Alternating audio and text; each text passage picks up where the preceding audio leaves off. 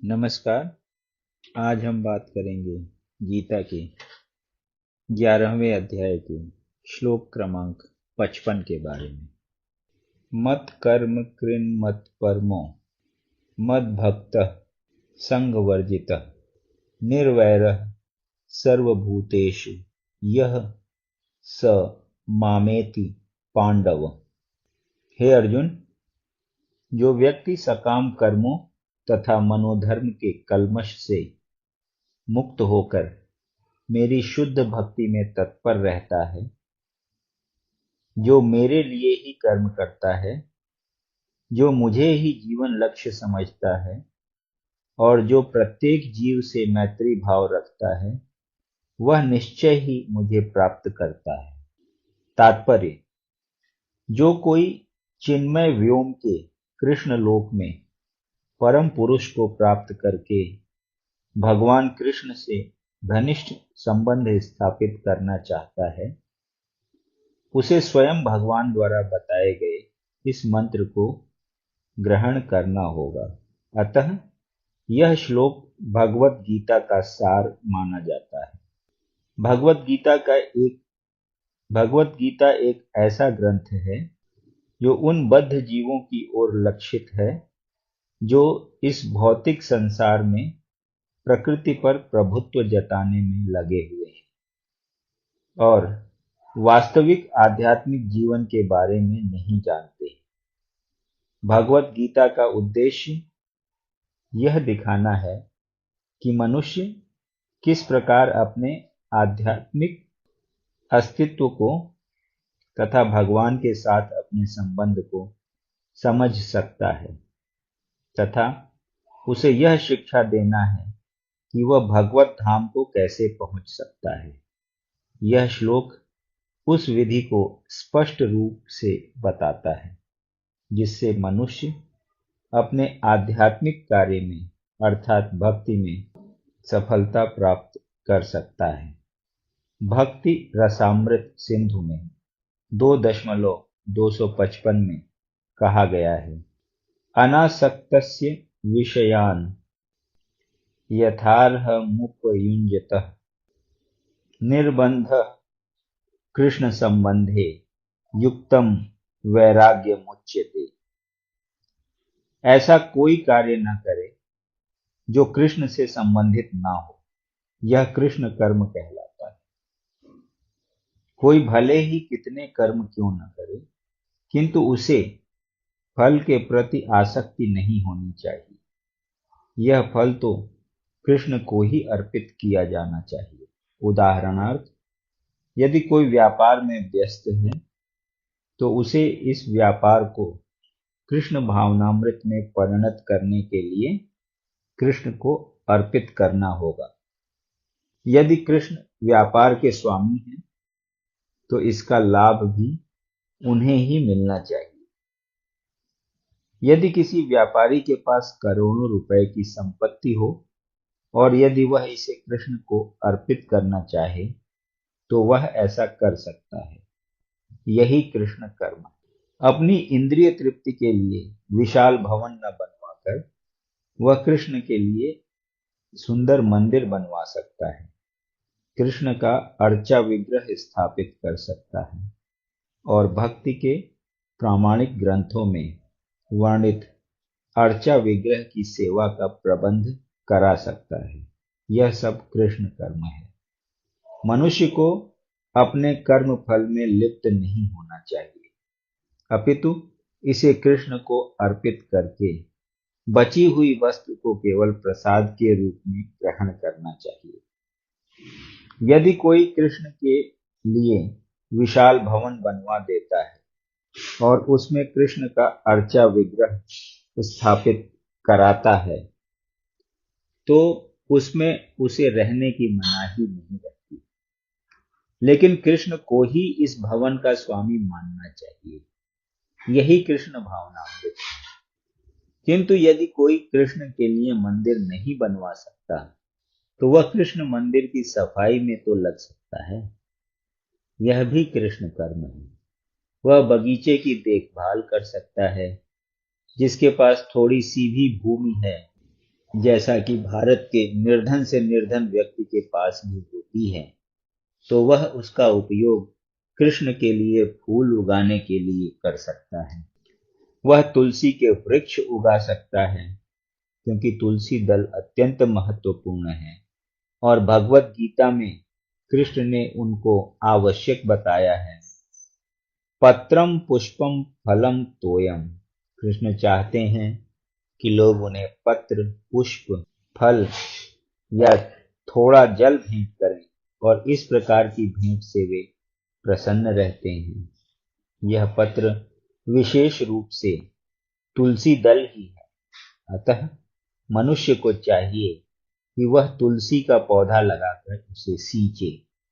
इस तरह गरीब से गरीब व्यक्ति भी अपने को कृष्ण सेवा में लगा सकता है।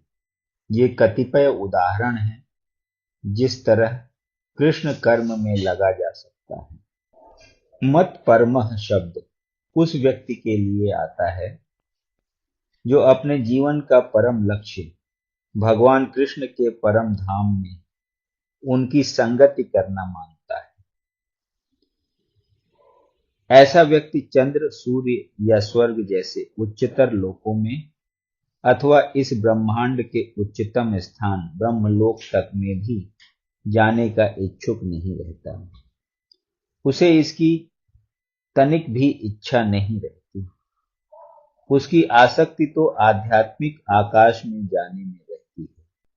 आध्यात्मिक आकाश में भी वह ब्रह्म ज्योति से तादात्म्य प्राप्त करके भी संतुष्ट नहीं रहता, क्योंकि वह तो सर्वोच्च आध्यात्मिक लोक में जाना चाहता है, जिसे कृष्ण लोक या गोलोक वृंदावन कहते हैं। उसे उस लोक का पूरा ज्ञान रहता है, अतः वह अन्य किसी लोक को नहीं चाहता। जैसा कि मद्भक्तः शब्द से सूचित होता है, वह भक्ति में पूर्णतया रत रहता है। विशेष रूप से वह श्रवण, कीर्तन, स्मरण, पाद सेवन, अर्चन, वंदन, दास्य, सख्य और आत्मनिवेदन भक्ति के इन 9 साधनों में लगा रहता है। मनुष्य चाहे तो इन 9 साधनों में रत रह सकता है, अथवा 8 में, 7 में, नहीं तो कम से कम 1 में तो रत रह सकता है। तब वह निश्चित रूप से कृतार्थ हो जाएगा। संग वर्जितः शब्द भी महत्वपूर्ण है। मनुष्य को चाहिए कि ऐसे लोगों से संबंध तोड़ ले जो कृष्ण के विरोधी हैं। न केवल नास्तिक लोग कृष्ण के विरुद्ध रहते हैं, अपितु वे भी हैं जो सकाम कर्मों तथा मनोधर्म के प्रति आसक्त रहते हैं। अतः भक्ति रसामृत सिंधु में 1.1.11 में शुद्ध भक्ति का वर्णन इस प्रकार हुआ है। अन्याभिलाषिता शून्यम ज्ञान कर्माद्य नावृतम आनुकूल्येन आनुकूल्येन कृष्णानुशीलनम भक्तिरुत्तमा। इस श्लोक में श्रील रूप गोस्वामी स्पष्ट कहते हैं कि यदि कोई अनन्य भक्ति करना चाहता है तो उसे समस्त प्रकार के भौतिक कल्मश से मुक्त होना चाहिए। उसे ऐसे व्यक्तियों से दूर रहना चाहिए जो सकाम कर्म तथा मनोधर्म में आसक्त हैं।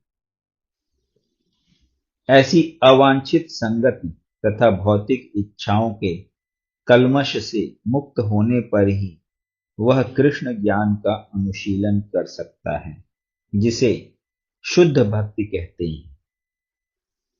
आनुकूल्यस्य संकल्पः प्रातिकूल्यस्य वर्जनम। हरिभक्ति विलास 11.676। मनुष्य को चाहिए कि अनुकूल भाव से कृष्ण के विषय में सोचे और उन्हीं के लिए कर्म करे, प्रतिकूल भाव से नहीं। कंस कृष्ण का शत्रु था।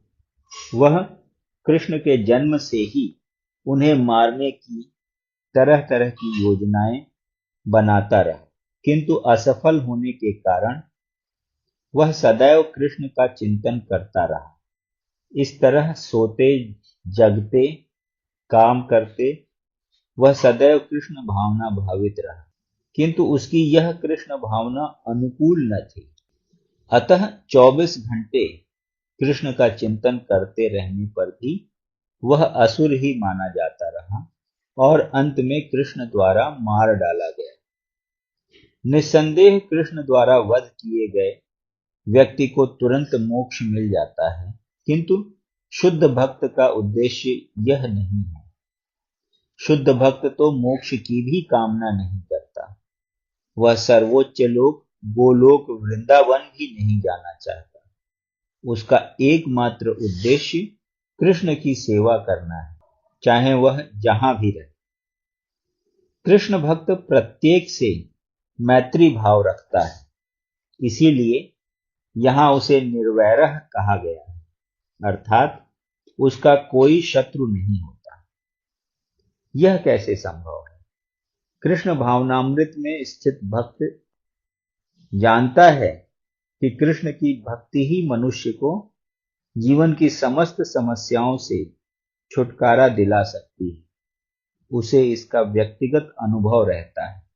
फलतः वह इस प्रणाली को, कृष्ण भावनामृत को मानव समाज में प्रचारित करना चाहता है। भगवत भक्तों का इतिहास साक्षी है कि इस ईश्वर चेतना का प्रचार करने में कई बार भक्तों को अपने जीवन को संकटों में डालना पड़ा। सबसे उपयुक्त उदाहरण जीसस क्राइस्ट का है। उन्हें अभक्तों ने शूली पर चढ़ा दिया, किंतु उन्होंने अपना जीवन कृष्ण भावनामृत के प्रसार में उत्सर्ग किया। निस्संदेह यह कहना कि वे मारे गए ठीक नहीं। इसी प्रकार भारत में भी अनेक उदाहरण हैं, यथा प्रहलाद महाराज तथा ठाकुर हरिदास। ऐसा संकट उन्होंने क्यों उठाया? क्योंकि वे कृष्ण भावनामृत का प्रचार करना चाहते थे, और यह कठिन कार्य है। कृष्ण भावना भावित व्यक्ति जानता है कि मनुष्य कृष्ण के साथ अपने संबंध को भूलने के कारण ही कष्ट भोग रहा है। अतः मानव समाज की सबसे बड़ी सेवा होगी कि अपने पड़ोसी को समस्त भौतिक समस्याओं से उबारा जाए। इस प्रकार शुद्ध भक्त भगवान की सेवा में लगा रहता है। तभी हम समझ सकते हैं कि कृष्ण उन लोगों पर कितने कृपालु हैं जो उनकी सेवा में लगे रहकर उनके लिए सभी प्रकार के कष्ट सहते हैं। अतः यह निश्चित है कि ऐसे लोग इस शरीर को छोड़ने के बाद परम धाम को प्राप्त होते हैं। सारांश यह कि कृष्ण ने अपने क्षणभंगुर विश्व रूप के साथ साथ काल रूप को, जो सब कुछ भक्षण करने वाला है, और यहां तक कि चतुर्भुज विष्णु रूप को भी दिखलाया।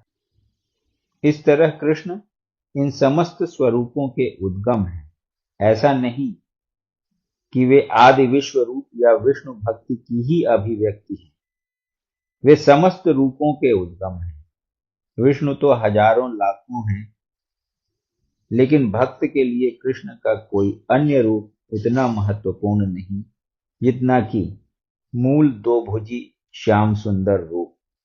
ब्रह्म संहिता में कहा गया है कि जो प्रेम या भक्ति भाव से कृष्ण के श्याम सुंदर रूप के प्रति आसक्त है, वे सदैव उन्हें अपने हृदय में देख सकते हैं और कुछ भी नहीं देख सकते। अतः मनुष्य को समझ लेना चाहिए कि इस 11वें अध्याय का तात्पर्य यही है कि कृष्ण का रूप ही सर्वोपरि है एवं परम सार है। यदि आपको ये वीडियो पसंद आया तो इसे लाइक करें और ऐसे ही अन्य वीडियोस को सुनने के लिए इस चैनल को सब्सक्राइब करें। धन्यवाद।